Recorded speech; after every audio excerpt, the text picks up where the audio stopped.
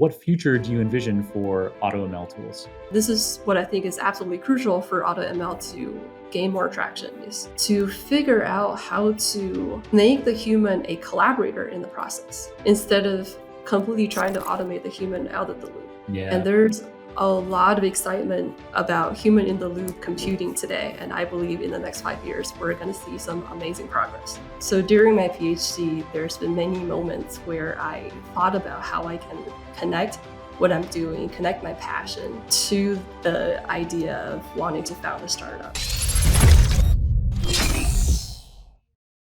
Doris, welcome to the Super Data Science Podcast. It's so exciting to have you here. I've been looking forward to this for a while.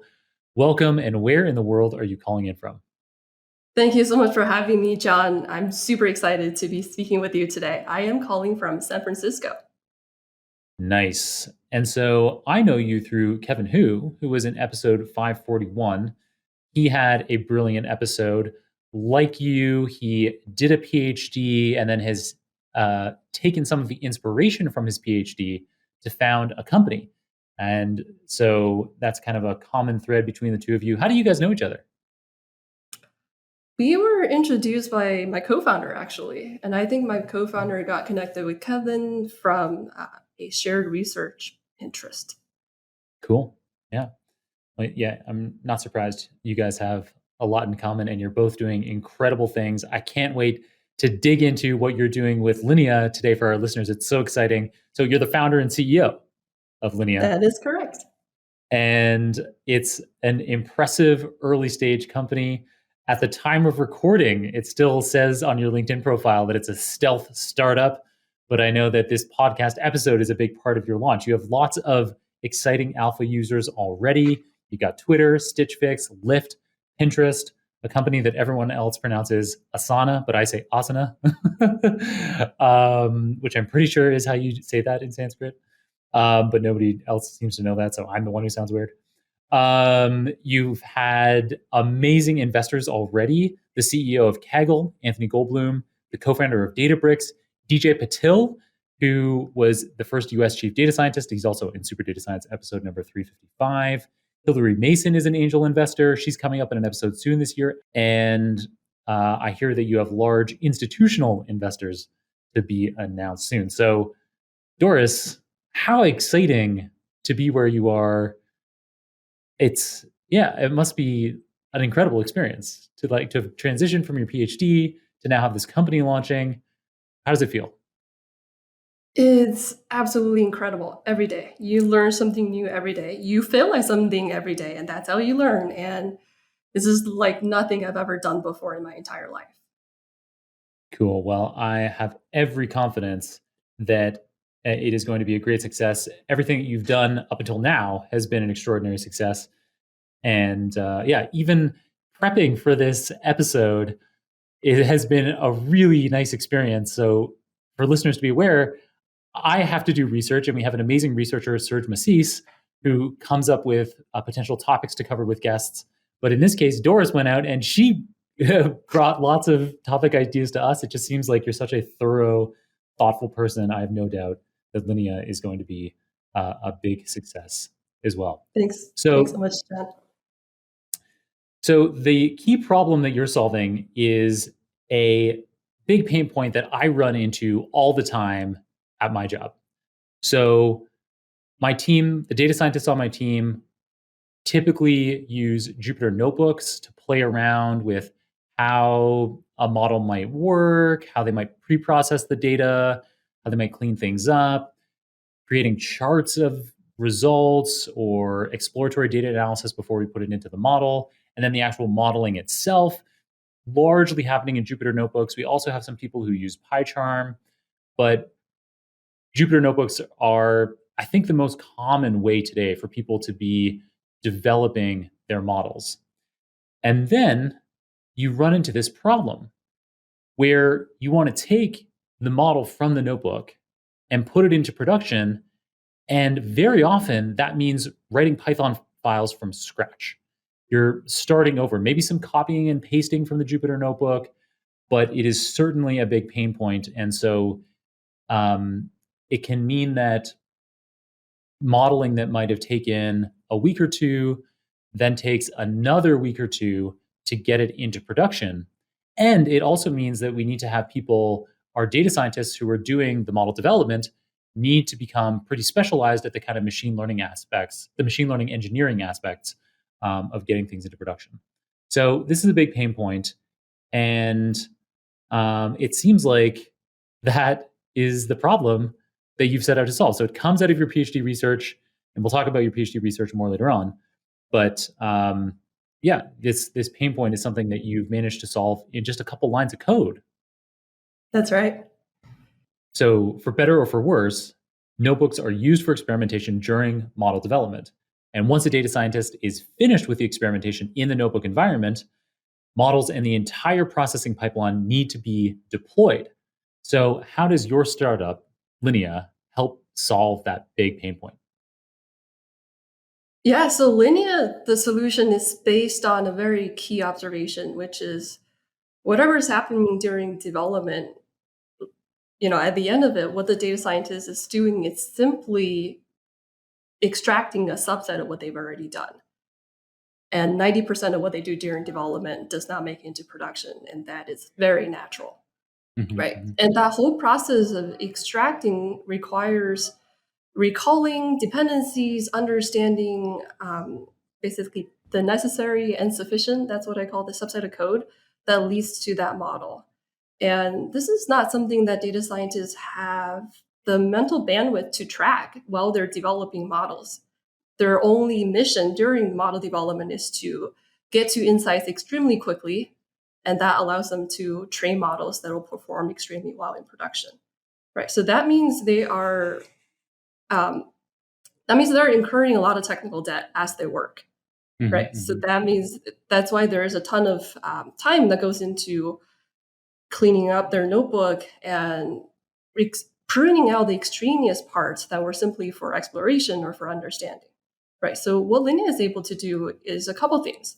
One is that we are capturing everything that the data scientist is doing while they're doing development. And this is not something that other libraries support. For other solutions out there, data scientists have to be very deliberate with what they save, what they record, whereas Linea is very eager about capturing everything because there's a chance that any part of this could make it into production. Interesting. Right? And then the second piece about Linea is that the process by which data scientists clean up their notebook, it's actually very mechanical. But it's very mentally taxing because they've done so much during development, right? So what Linea is able to do is we are able to analyze every single line of code during development such that we understand the dependency between all the different operations that the data scientist has done in order to prune out things that were not leading up to the final model for production, right? So that's part one of what Linea does. And part two is also based on the observation that a lot of times data scientists need to translate what happened in their notebook, that raw Python script that comes out of the cleaning process, the refactoring process. And they have to translate it into a different framework. For example, Apache Airflow is a very common framework for running pipelines in production. And the translation process also takes a long time because these are not frameworks that data scientists work with on a regular basis. They are frameworks that data engineers love to use because they lead to stability, they lead to reproducibility, and these are very desirable for production models, right? So the process of translating is very onerous for the data scientists. They have to reorient their thinking. They have to learn a new framework. And we think that's actually very unnecessary because the two programs are describing exactly the same logical workflow. And if we're able to understand at the semantic level what that workflow is, it becomes very straightforward to be able to translate between the two stacks. And that's what Linea does with just 2 lines of code. That's the really magical part about Linea, is that it's extremely low code because we do a ton of heavy lifting for the data scientists in the background as they work. So by the time they're ready to productionize something, Linea is able to basically streamline all of the productionization software engineering for the data scientists. Awesome. Sounds super helpful, and my team may need to try this out ourselves. Um, so you've had amazing alpha users. I've mentioned some of them already, like Twitter, Lyft, Pinterest. Do you have one or two case studies for how Linea has enabled either a specific company or maybe just speaking more generally, whatever you can disclose? I'd love to hear about a couple use cases of how Linea has been helpful to a data science team. I love to tell the story of our first design partner, Mike. The way that we got Mike to try Linea was very interesting. We first got to talking to Mike because we really wanted to hire him. He had very relevant background. And he decided that he was comfortable where he was. But a couple months later, he actually hit me up on LinkedIn himself and he said, "Hey, are you guys still working on the thing that you told me about? I've been trying to build something just like Linea at my current job and it's not quite working out. I'd love to talk to you guys." And when he saw the product that we developed, he was so excited that he ended up joining us part time. Nice. It was like, if you can't beat them, join them. And and Mike has been using Linea for his day-to-day work, and it's been absolutely transformational for him. Before Linea, he was given a whole bunch of very messy notebook by the data scientist at his organization. And he's receiving tons of notebooks every day, and he has to go through every single one of them, try to understand what's going on in there so he could translate what's happening in there into Airflow. And that is very, very hard for Mike, given that he just hasn't had visibility into how the science was done. Right. This process is extremely time consuming, it's very mechanical, and he has to do this over and over again. So when he got introduced to Linea, he felt like he was saving about 40% of his day-to-day time on That doing sounds some about mechanical right. chores. Yeah, that doesn't surprise me. Yeah, so that was our first design partner, Mike. So the second use case is for a production engineer at a big tech company. I won't say which one. What he was tasked with was being able to monitor the health of thousands of data pipelines at his organization. And if any single task within a pipeline ever goes down or if was stuck, he needed to understand the downstream implications for everything. And because everything is intermingled, it was extremely difficult for him to understand the intricate interdependencies. And speaks to kind of the second benefit for Linea, which is being able to understand not only how a single model came to be, but also how all the different artifacts meaning models or data sets, charts, everything that a data scientist produces are related to each other.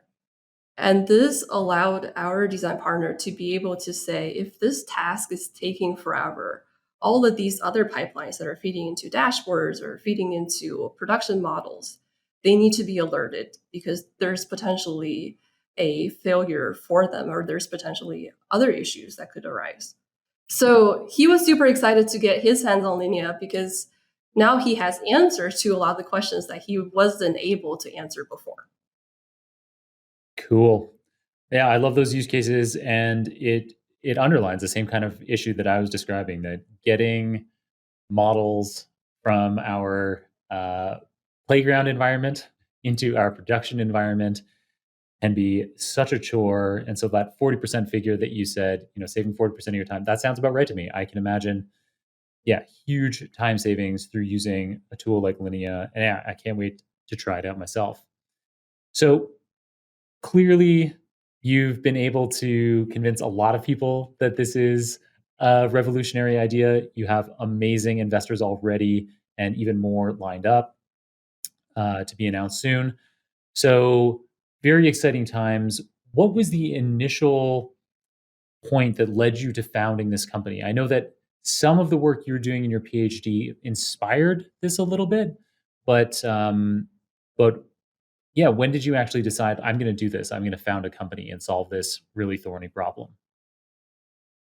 So the mission of Linea actually came from way back to my first job out of college.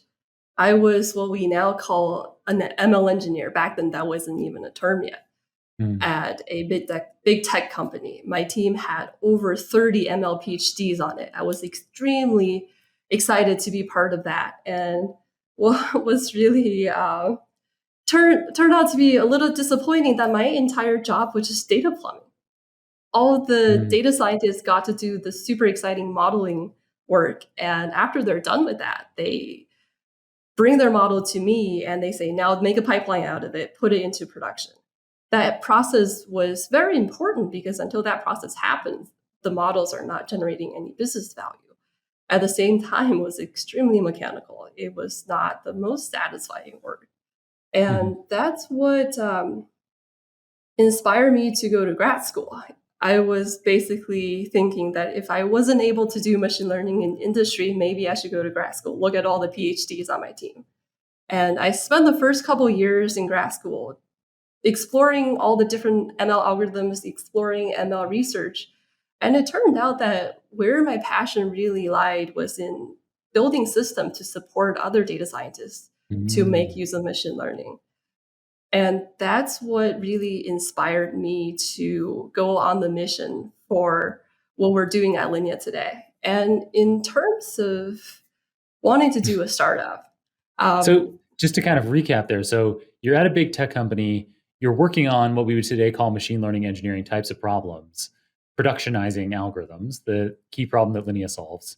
And you saw that there were all these machine learning PhDs around you that were getting to do what seemed like the cool stuff of actually training the models. You started a PhD, you're training models yourself, you get familiar with it, and you're like, you know what? Actually, that problem from my internship was actually a really exciting problem to be solving, and I'm even more passionate about that. And so and then you ended up spending most of your PhD focused on that. We're going to dig into some of the specific papers later. But yeah, is that a pretty good recap of that Absolutely. experience? Yeah, Nice. that's perfect. Nice. So then when was it? Was it during your PhD, right at the end of your PhD, that you had this spark, this inclination to actually found your own company? So the inspiration for doing a startup actually came to me before grad school. Oh, wow. I decided to blow up some steam between my first full-time job and grad school by doing an internship at Databricks. And there got to write a lot of Spark code, which was super fun. But what's really exciting was seeing the very early stage of a startup. That journey was incredible to me. And that's what really got me very interested in thinking about, wow, wouldn't it be nice if I got to do this for myself one day? And that's where I started thinking about what that could look like. And so during my PhD, there's been many moments where I thought about how I can connect what I'm doing, connect my passion to the idea of wanting to found a startup. So Cool. other people, from their perspective, it felt like, I took the plunge into the deep end of the pool by founding a startup after my PhD. I feel like what really happened was I've been pacing on the platform for many, many years before I took the plunge. Right. That's so cool. I really applaud that. I mean, it really is, I think, one of the most exciting and impactful things we can do in the world is to go off and start our own thing. And it is certainly, a scary path or a risky path for a lot of people, but this kind of methodical way that you've approached it, where you already years ago had this idea, I want to do something like Databricks. I want to have my own startup. And then going through an entire PhD program where you're thinking about that and you're kind of laying the foundations psychologically as well as practically, that is brilliant. And so we had a guest on the show recently who didn't finish his PhD and has had an amazing career since. And he made the argument on air that almost nobody should do a PhD. He was like, unless like he listed some very narrow circumstances where he thought that you should actually do a PhD. But you just outlined an outstanding use of one. Like, I would love to have that kind of opportunity now, to be able to take several years to dig deep into some problem that I can relate something and spin it out. That is, such a brilliant use of that time. And yeah, congratulations on getting going with this. Thanks, Jen. So when you were doing your PhD research, one of the main focuses was on increasing the efficiency of machine learning development. I mean, clearly. And so, for example, there is your Helix paper that you're first author on, as well as your PhD dissertation itself. And so I'll be sure to include those in the show notes for people to review. And one solution that you propose in that Helix paper or in your dissertation is accelerating the pipeline, the machine learning engineering pipeline, by optimizing the directed acyclic graph, the DAG, of a machine learning workflow. Can you fill us in on what DAGs are and how they can speed up development as much as tenfold? Absolutely. So a DAG is a way to represent a machine learning workflow. So when we think about a machine learning workflow, there are operations to read the data, to pre-process the data, to train the model, to validate the model, and to push models into production, right? So there's a sequence of steps, and sometimes it's not a straight line. There might be multiple pre-processing operators that are feeding into downstream pipelines, and that's what makes it a DAG, right? So it's not just a straight line, it's a bunch of operations that are interconnected. So that's what a DAG is.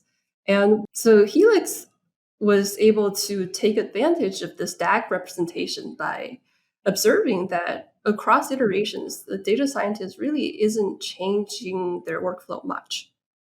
And that's because they are good data scientists. You can't be changing 20 different things and be able to understand the implication of your changes.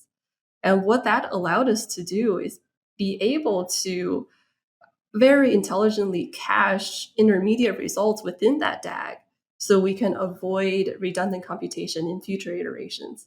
For example, if the data scientist only changed a model hyperparameter from one iteration to the next, they really shouldn't be recomputing the pre-processing part of it. And Helix was able Right. to recognize this fact, and that's how we were able to really speed up the development process. Awesome. That is a very good explanation of DAGs and how it can speed things up. In another paper of yours from your research, so in this one, it's another first author paper of yours, and this one was in Sigmod in 2021. And so in that one, by analyzing over 1,000 production pipelines at Google, you realized that there was wasted computation. So how does your approach reduce that wasted computation? And what implications would something like that have for organizational efficiency and beyond, maybe even things like carbon footprint of big organizations and big models that they train? That's a great question. And that paper was really interesting because the data set that I was working with was very unique. How often do you get to see over 3,000 production pipelines at a big tech company? Yeah. So the so we started by just analyzing all the data pipelines to see what's even out there. And the analysis was extremely difficult because we were trying to look at the execution trace of all of these pipelines. And it's this giant, messy graph because model training is dependent on a sliding window of data. So that means across two consecutive model training, you have interlinked data dependencies. And that's what made the graph extremely messy. So the first thing we had to do was just to figure out a mechanism to even do the analysis. And the way we did that was by proposing this concept of a graphlet. What we did there was to segment this giant trace into smaller graphlets that encapsulates an end-to-end execution of the pipeline that contains a model training, right? And what we were able to see there is that the graphlets take a long time to compute when you have a lot of data, when your model is very complex. Each of these graphlets consumed a lot of computation. And the other thing that we realized was even though the end goal of a graphlet is to push a model to production, over 30% of them actually didn't do that. And that was a very interesting insight. And we dug into why this is happening. this is not desirable because, until you push the model into production, this graphlet was just wasted computation. So we really wanted to understand, is there a way for us to prevent this in the first place? And some of the hypotheses that we came up with were maybe the graphlet didn't push model because the data drift was too severe. Or maybe the workflow structure changed. Maybe the model type, if it's a logistic regression or CommNet, they might correlate with model failures more. And the other one is when data scientists change their code across model training. So these are some of the reasons that we hypothesized. And the way that we were analyzing how these different features correlate with wasted computation was actually by using a machine learning model itself.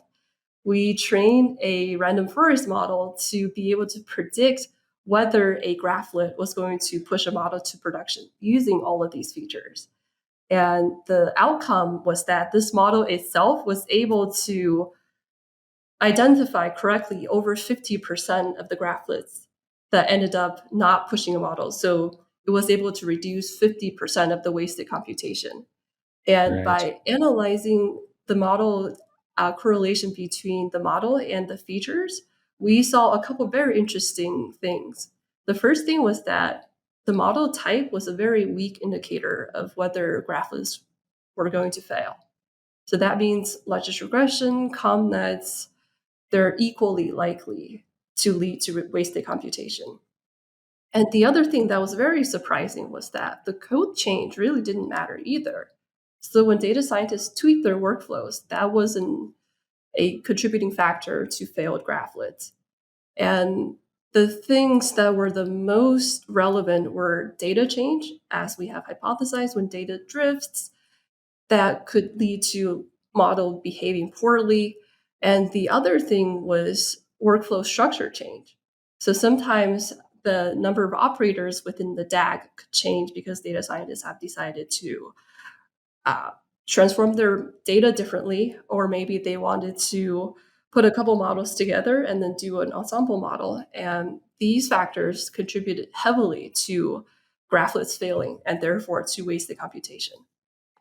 And John, back to your original question about the implication of wasted computation, it is a huge amount of energy that we are consuming. Right. Yeah, so you're talking about, just in terms of like rough numbers here that I'm just kind of jotting down, if 30% of these graphlets aren't leading to a production model, and your model is able to predict half of those and eliminate them, that's 15% of all the computation that's happening, which is 15% of an absolutely monstrous number. When you're thinking about the big tech companies like Google, the amount of energy that's saving is huge. That's way more than any individual in their lifetime. All those times you're like, oh, I better make sure I recycle this, or like turn off the lights, or switch to an electric vehicle. Like all of the changes that an individual could make in terms of their behaviors would be negligible. Many, many, many times over with respect to like this kind of monstrous reduction in wasted compute. So I realize you were about to make that point, and I'm kind of stealing your thunder, but I'm just so excited about how big that number is. And I just want to highlight that the data scientists weren't aware of this until we did this study. They just didn't even realize this was a problem, and they didn't have the mechanism to prevent it. And this is a really good example of how, so there's an organization called 80,000 Hours that is focused on trying to help people pick careers where they can have a really big impact. And so we've talked about this a few times on the show, most notably because we had one of the founders of 80,000 Hours on our show last year, Ben Todd, in episode number 497. But then also we more recently talked about this with Jeremy Harris in episode number 565. And so 80,000 Hours, one of their so the reason why we were talking about it in the episode with Jeremy Harris is because their number one recommendation, if you want to make a big impact on the future of humanity is in AI safety research. So trying to avoid having AGIs that enslave humans or just kill us all. But another one of it in like their maybe it's like number 2 or number 3 in their list of careers of how you can make an impact is as a founder of a company solving engineering problems. And so this is a perfect example of how you're founding a company that solves problems like this that people weren't even aware were a problem. And now all of a sudden you're saving 15% of the computation of this massive, massive energy consuming budget. That's like, kind of going back to my point of it doesn't even, in the scheme of that, it doesn't matter how many flights you don't take or how often you turn off the lights. Like as an individual, it's, the individual impact that you're making with this kind of innovation, creating the engineering innovation and then creating a startup to broaden that impact. It goes to show how that is one of the most impactful kind of career choices you can make. And so I'm going off on a bit of a tangent here, but I'm really excited about what you're doing. And so, yeah. Thank you so much, Jon. Yeah. Thank you for highlighting that. I never actually thought about it that way. Yeah. So if you think about that in contrast, so often people, I'm now going off on a tangent, and I promise, listener, we'll get back to Doris and the Linea story in a second. But there is a really interesting idea that a lot of people have when they want to make an impact in the world. They think, oh, I want to be a doctor. I want to save people. Well, actually, if you become a doctor, your net positive impact on average is 0. Because if you hadn't become a doctor, someone else would have gotten into med school instead of you, and they would have been just about as good as you. They would have had to pass the same admission tests. And so if you want to have a big impact, being a doctor isn't the way to do it. But things like solving engineering problems and creating startups to broaden the impact of those engineering problems. So it's so interesting to hear that you say like, oh, I hadn't even thought about it that way. Whereas people who are probably doctors, they're thinking to themselves, oh, I'm making such a big difference every day. And anyway, so it's just interesting how there's these, how different careers kind of have that different like social perception. And when you actually dig into, the numbers and who would be replacing people and that kind of thing, it is the kind of work you're doing that is super, super impactful. I do appreciate all the doctors saving lives out there. So they collectively are making a difference. I never thought of, They are collectively making a difference, but any individual doctor's decision to become a doctor, on average, has no impact on the world. That's an interesting point to think about. If everyone realized that and nobody became a doctor, we'd have a really big problem. So it falls apart. Like, it only works on an individual basis, not on a collective basis. Obviously, in aggregate, everything that all doctors are doing is brilliant. And I do thank you very much, doctors. But anyway, so I've completely derailed the conversation. So I don't know if you want to say any more about that Sigmund paper, or if you'd like me to move on to another paper, if there are any points that you didn't get to say that I've cut off with my rude diatribe that cut into all the physicians out there. Oh, no, not at all. I think I said everything I needed to about that paper. So nice. Okay. All right. So then here's another exciting one of yours. So it's yet another first author paper from your PhD called Wither AutoML, which I had to look up Wither in a dictionary. You can explain that one to us in a second. So in this paper, you interviewed machine learning practitioners to understand how they leveraged autoML, so algorithms that automate kind of hyperparameter selection choices in models, or maybe even which model you use. And you concluded that currently, the complete automation of machine learning is neither realistic nor desirable. So what led you to that conclusion, and what future do you envision for AutoML tools? So Wither AutoML, this title actually came from my advisor. The word itself means, what is the future of AutoML? And this is something I had to look up when he proposed this title as well. So we're in the same boat there, John. So what made us realize? So for this paper, we interviewed over 15 practitioners who are currently using AutoML solutions. We got to understand very deeply their use cases, the tools they were using, their organization, as well as their day-to-day work practices. What we found was that there is generally a lack of explainability to all the AutoML solutions out there. This was very problematic for them because at the end of the day, a human being is responsible for the model's behavior. And if they weren't able to explain what really happened, how we got to this model, that level of accountability simply wasn't there for them. Therefore, they really wanted to have a lot more control over the modeling process. I think it was great for some of them to be able to try out a bunch of different hyperparameters early on. But once you got to a stage where you're really thinking about productionizing a model, they wanted a lot more control. So that was part of the reason why it wasn't desirable to fully automate everything.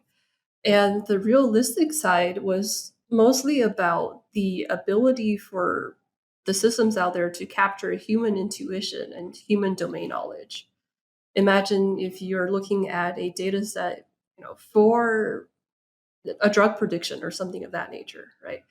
For a AutoML solution, these are just columns of numbers. But for a physician, for example, some of these columns embed a lot more information than just these numbers out there, right? And they are able to bring their intuition into the process to help the model really understand the intricate relationships between the different features in there. So, and I think we're quite a bit of, we're still pretty far away from being able to somehow encapsulate the human intuition and human domain knowledge. Right.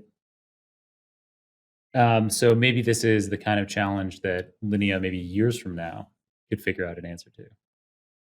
Absolutely. This is something that Linea is actually very excited about tackling in 5 years or 10 years' time. I strongly believe by that time, we would have a couple of things figured out. One is being able to represent human knowledge in a way that's a lot more consumable for the computer in the first place. And the second piece is, and this is what I think is absolutely crucial for AutoML to gain more traction, is to figure out how to make the human a collaborator in the process instead of completely trying to automate the human out of the loop. Yeah. And there's a lot of excitement about human in the loop computing today. And I believe in the next 5 years, we're going to see some amazing progress. Yeah, I agree with you there. And that's where I see the interaction between humans and machines going. And by the way, this paper was in Chi, which is the most prestigious paper for these kinds of computer-human interactions, which is where the Chi name comes from. And so there's some people worry about machines taking lots of jobs, and they do. They increasingly take automatable. That's a silly thing to say. Automation takes the most automatable jobs, takes the most repetitive jobs, but it does open up other opportunities. And this is that kind of example where tools may come up that automate aspects of a data scientist's workflow, but those aren't going to eliminate the data scientist. In fact, it creates the opportunity for there to be more data scientists having a bigger impact across even more models than ever before. Because yes, having a human in the loop with these kinds of interactions, it's the same kind of idea as prior to the 1990s, prior to Deep Blue playing against Garry Kasparov and beating Garry Kasparov.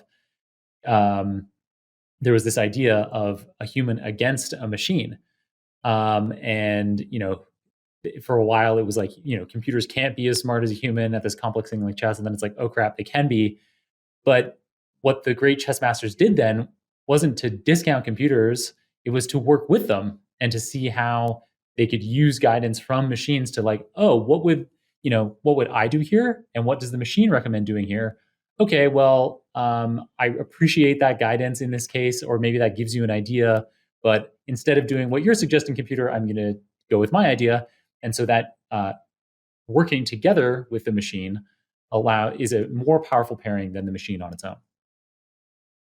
Absolutely. I think absolutely you hit the nail on the head, John, by saying what we're doing with automation isn't to outcompete the human, it's rather to augment the human, to give the human more opportunity to focus on what they do best. Yep, exactly. So super cool that that's something that could be in Linea's future as well. So thank you so much for taking us on that tour of some of your big research breakthroughs. So your Helix paper with the DAGs that can increase the productivity of production workflows by up to 10x by avoiding unnecessary processing steps, reducing wasted compute by predicting which graphlets are not going to lead to any production results, and then also how autoML isn't something that we can completely replace with people today. So thank you for that. Very cool to kind of dig into the weeds on some of your research. Switching gears a bit and talking kind of about what you're doing today and what it's like in your role. What is it like day to day being the CEO of an early stage tech startup like Linea? Yeah, so that's a wonderful question because it triggers a lot of reflection on the past year. So Linea has been around for a year at this point, and I think the CEO role is extremely poorly defined. You're the see everything officer. If you're out of snacks in the office, that's what CEO, I guess, stands for. The Chief Everything Officer. Early stage of a startup, that's absolutely what it is. So I think the biggest learning curve for me is to understand that being a CEO isn't about doing things. It's about putting in the infrastructure to support your team to unite your team behind a common mission to really excel at doing something absolutely transformative. That requires talking to customers, going out and getting customers, hiring the best talent to build a solution, logistical things like getting an office so our engineers can be in the same place and talk to each other, and whiteboard and riff, and just everything it takes to have a functional organization, and thinking about culture at the same time. One thing I realized is that culture, there's a saying out there, culture eats strategy for breakfast. And for an early stage startup, a lot of people don't realize that culture shouldn't be accidental. It needs to be very deliberate. And how to be deliberate with culture is something that I think a lot about, that I read a lot of books on, and it's still not 100% clear to me. But I think what's helpful is to codify the values that your organization embodies, and then think about very specific actions that you can carry out to align yourself with those values. Super cool. Yeah. So Chief Everything Officer, but in these early stages, the culture piece is a big part of it. And that makes a lot of sense. Yeah, you're laying the foundations for what the culture of the firm will be like in the future. And I interrupted you as you were saying earlier something about ordering snacks. And so I'm sorry for speaking over you. I didn't get you the chance, let you have the chance to get back to that. But I think probably that was one of maybe several examples you had of the kinds of things that you need to do in an early stage startup because there's no one else to do it. Yeah, and we have a hybrid team. Some of our members are remote, so we also have to organize socials. We've done a bunch of virtual escape rooms, and that was me having to go online and search for all sorts of different remote team building activities. Oh, that's cool. Yeah, I don't do a good enough job of.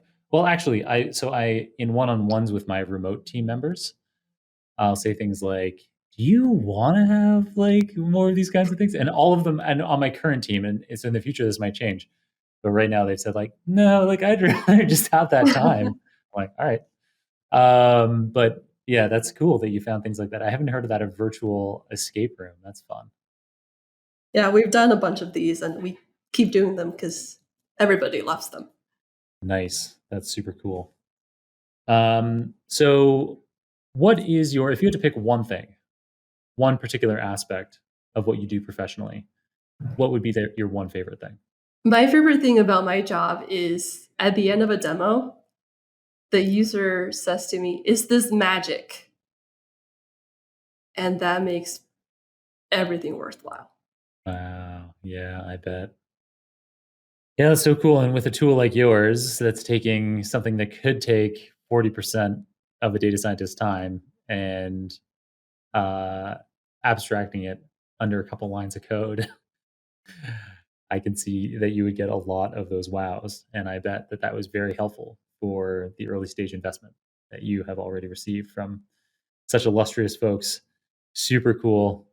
So, as the chief everything officer of your firm, what are the kinds of tools that you use on a daily basis? Do you still get to ever write any code, or has that ship long sailed? Sometimes. It's a lot Nice. more rare nowadays that I get to open up my PyCharm and start hacking on, submit a PR for somebody to review. I do still use PyCharm, my favorite tool for some reason, to write product requirements, user stories, and things of that nature. And other tools that I use on a day-to-day basis, Jupyter notebooks to understand the user experience, to be, our in-house alpha user for the rest of the team. Right. So Python, everything in the data science ecosystem, I still use pretty frequently because of being the alpha user for my team. Nice. On the chief, Another thing in the everything. everything bucket. Yeah. Yeah, exactly. On the chief everything officer side, lots of productivity tools like Notion, and also use Lever for hiring. And I probably spent way too much time on email clients. What did you decide on? That's a big thing for me. I actually went on a big rant in a recent episode. I'll try to avoid doing that again. But what email client have you gone with? I would just straight up Gmail in a web Yeah. browser is, Right. Yeah, that's what I've gone with too. I thought you might have said that you spend a lot of time like trying out different email clients and trying to optimize. Yeah. Yeah, I try Superhuman because that's, Yeah, that's how we got talking about it. So that's when I went on the rant that I'm not I'm gonna really try not to go on. But in episode 565 with Jeremy Harris, the same episode where we talked about AI safety, we talked about Superhuman, and yeah, he's a big fan of it, but it didn't really click for you in the same way. I think I had my expectations might have been too high based on what other people seem to be saying about the client. And it turned out that Right. the benefits were small delta over Right. web browser. It wasn't a magic bullet. So the big rant that I went on in that episode was about Google Inbox. Did you ever use Google Inbox before they canned it? No, I don't think so. Oh, okay, well then I won't go on the rant. But it was a free Google tool that sat on top of Gmail. So you used your Gmail account, but instead of logging into mail.google.com, you logged into inbox.google.com, and it was this amazingly zen efficient experience. But yeah, I won't go into the rant. If listeners wanna, yeah, I think I might have just buried it in my memory. Now that you talked about it, I think I checked it out when it first came out. There's like a mobile app, and there was a mobile app as well. it was more stress inducing than Zen because you're constantly worried about, is this skipping an important email for me? Right. Yeah. I guess I found it. It never. Yeah.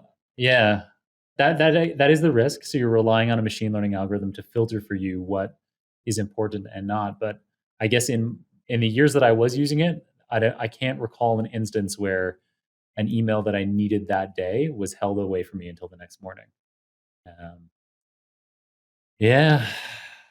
Well, those days are gone, and nobody's stepped up to bring in something quite as good. Anyway, so other than your guidance on the tools that you kind of use as the chief everything officer. Oh, and then also, so tell us a little bit more about Notion and Lever, because we had So Lever is for human resources, right? Is for managing your pipeline for hiring candidates. Right. Yeah, your inbound candidate flow. Right. And then Notion, I forget what that is, but we had a guest on recently that was really excited about Notion. It's kind of like a replacement for Confluence. It's like a wiki. Yeah. Nice. Yeah. Cool. It's kind of for notes. That's absolutely right. For notes, and they provide you with a lot of plugins to be able to embed things into your notes, like a database or a small snippet of a Google Doc, and it's all sorts of bells and whistles that makes it a really nice experience. That's cool. That sounds great. We should try that one out. All right. So we just mentioned Lever. Obviously, you do hiring. I believe that right now you have software engineering openings. So if any listeners are out there and they want to be getting involved extremely early in what is sure to be a very successful startup, then that is something that you could do. So what do you look for, Doris, in the engineers or the data scientists that you hire? Yeah, that's a great question. So I think one of the biggest things that we look for in our hire is, do they resonate with our mission? I can't every single person that we've hired, I recall at the end of the demo, they were absolutely blown away and they were already sold on the mission. Um, so that's a huge part of it. And the reason that they were so excited about this is they have some data science or data engineering background in their past to really identify with the mission and be able to understand the value that Linea brings. So it's pretty important for us to have engineers that have that data science and data engineering empathy. They might not have done a ton of it themselves, but that empathy really help us build product with the user in mind all the time. Nice. That's a really nice, kind of key attribute to be looking for. And that makes a lot of sense to me. So if people are looking to get ahead as a data scientist or as a software engineer, where do you think these industries are going? So we've touched on this a little bit in the episodes. We talked about how AutoML, for example, isn't likely to replace data scientists, though it could augment data scientists significantly in the years to come. So where is data science going, and how can listeners prepare best for the future of data science? I really believe that we are moving towards democratization of data science, meaning that we no longer need to hire ML PhDs to do the sort of work that were very specialized. Now we have a lot more tools to, like we mentioned, automate a lot of the mechanical side, but also the mathematical side as well. So that means what's left for the human is their intuition, their analytical skills, right? So that means for the future of the workforce, a lot of it comes down to data literacy, being able to understand how you navigate the data, how you extract insight out of it, using different algorithms, using different tools. And the second aspect is that people often forget the importance of productionization. Right? If you don't go through that whole process that we talked about earlier on, with you are not able to generate value from your data science yet.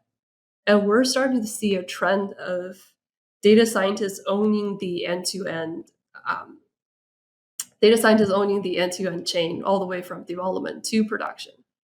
And the reason is because it's really hard to hire data engineers. There's some statistic that say for every single opening for a data engineer, there are 2 applicants on average. So a lot of data scientists are forced to do the data engineering themselves. I wouldn't have been surprised if you said it was a fraction, that it was like for every one opening, there's 1/3 of an applicant. Is your team actively hiring for data engineers, Jon? We are looking for, we're always looking for great engineers for like everyone else. And we always, this is a question that comes up a lot on the show, is I'll say things like I did before the program, I asked if you had any particular openings so that when we talked about it on air, I was able to say that right now Linea is doing software engineering hiring. And while some of our guests are doing data science hiring, they are all hiring machine learning engineers, software engineers, data engineers. That is where the biggest bottleneck is. And so, again, listener,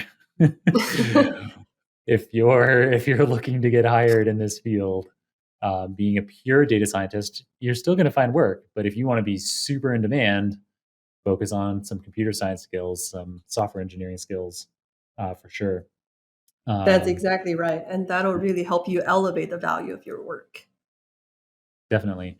And that's also something that I'm sure I've talked about on air before, is that any data scientists that we do hire, I don't require them to have engineering skills before they start, but on the job, it is inevitable. I mean, our company has something like 30 or 40 technologists across product engineering and science.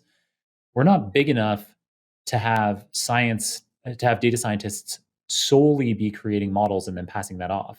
If you want your model to get into production, you're going to have to be involved in that.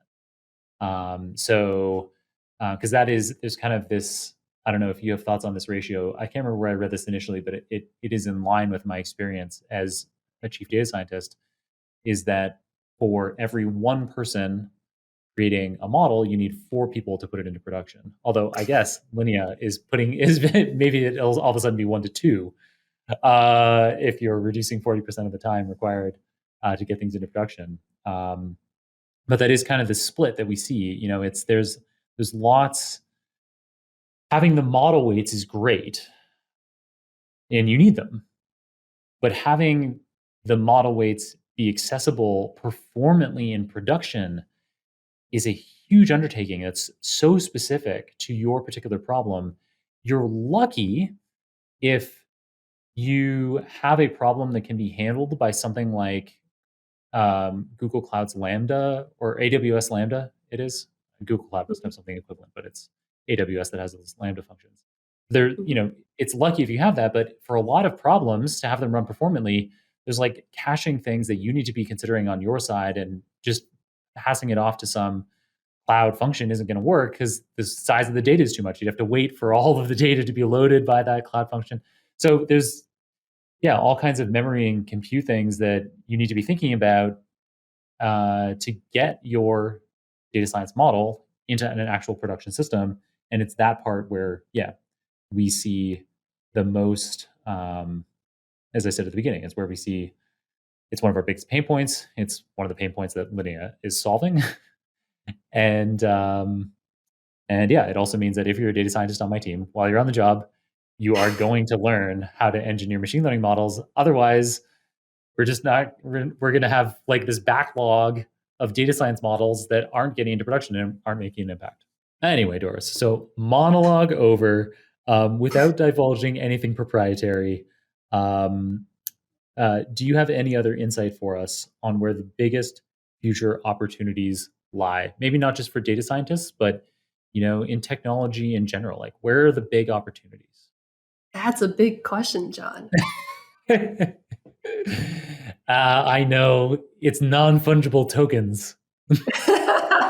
Web3 is the future. It's already here. The future is here. I think in the data land, so a lot of my thinking is skewed in that direction. In the data world specifically, I think we already talked about, automating data engineering, accelerating that process. It's going to be the topic of the next few years. And further down the road, I do believe that we'll get to a point where data scientists becomes like the internet. It's that accessible of technology. When we think about the internet, we don't think about TCP/IP. We don't think about all the underlying tech. We just log into a browser and, use it. Whereas for data science, we need to think about Airflow, all these different libraries, Spark, all of these things. I do believe eventually one day we will just be able to have something that's a lot better, that's really well packaged, to the point that data scientists just have to or declaratively say that this is my objective, this is my data. Let's figure out how to use data science to do something interesting. Cool. I love that vision. And it sounds like you are building that future this very day. Super cool, Doris. All right. Thank you for your brilliant insights into your research, into your company, into what it's like to be a CEO of an early stage tech startup. Starting to wind down the episode here, do you have a book recommendation for us? I have read a lot of nonfiction since I founded Linea. And the one that stands out in my mind right now is Start With Why by Simon Sinek. Nice. Yeah. That book really resonated with me because it really challenged me to think about why we do what we do at Linea. Why do our customers want to use it at a very deep fundamental level? Like, yes, they want to productionize, but why do they want to productionize? Right. So we can ask the 5 layers of why. And that really gets into like the deep motivations of what data scientists do on a daily basis and how they're hoping to make an impact. Cool. I love that recommendation. And I think it's been recommended on the show a number of times. Listeners can check. So we put all of the book recommendations that come on the show. Ivana, our podcast manager, aggregates them into superdatascience.com/books. There's a Google sheet there with a record of all the books that have been recommended. And I bet if we look that one up, Start With Why has been recommended quite a few times. It's definitely a classic. It must be hugely impactful. All right. So clearly, Doris, you're a brilliant speaker, leader, and engineer. How can people stay up to date on the latest from you as well as from Linea? You're too kind, John. To follow us, please follow us on Twitter. We'll have the handle in the bottom. For sure. We'll have it in the show notes. Yeah. Yeah, in the show notes. And you can also follow me personally on Twitter at me_dorks. And we also have a Linea community Slack where we're going to be periodically send out product update. But at the same time, it's also a community for folks who are interested in Linea, but also interested in, getting help on productionizing their data science workflow to have a discourse. So if you're interested in any of that, please join our Slack. Please follow us on Twitter. And also please go check out our open source library called LineaPy. Just search for LineaPy on GitHub and you should be able to find the repo there. Sweet. So with LineaPy, people can get started on trying out this amazing magic that we've been outlining for them all episode long. Super cool. Nice. Well, thank you so much for being on the program, Doris. It's been such a great episode. And yeah, maybe we can check in again in a few years and hear from you on how the Linea journey is coming along. Thank you so much for having me, John. I look forward to reconnecting as well.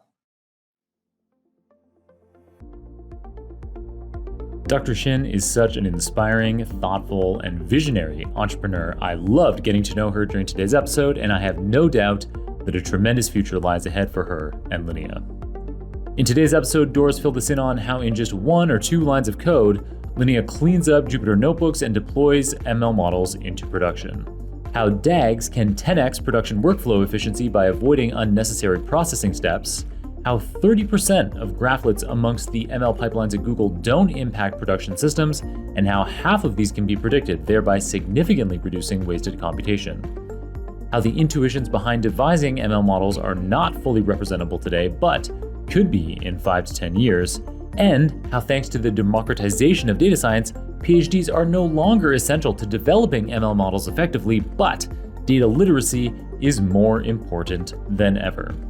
As always, you can get all the show notes, including the transcript for this episode, the video recording, any materials mentioned on the show, the URLs for Doris's social media profiles, as well as my own social media profiles at superdatascience.com/573. That's superdatascience.com/573. If you enjoyed this episode, I'd greatly appreciate it if you left a review on your favorite podcasting app or on the Super Data Science YouTube channel. I also encourage you to let me know your thoughts on this episode directly by adding me on LinkedIn or Twitter and then tagging me in a post about it. Your feedback is invaluable for helping us shape future episodes of the show. Thanks to my colleagues at Nebula for supporting me while I create content like this Super Data Science episode for you. And thanks, of course, to Ivana Tsiber, Mario Pombo, Serge Massis, Sylvia Ogvang, and Kirill Eremenko on the Super Data Science team for managing, editing, researching, summarizing, and producing another incredible episode for us today. Keep on rocking it out there, folks, and I'm looking forward to enjoying another round of the Super Data Science podcast with you very soon.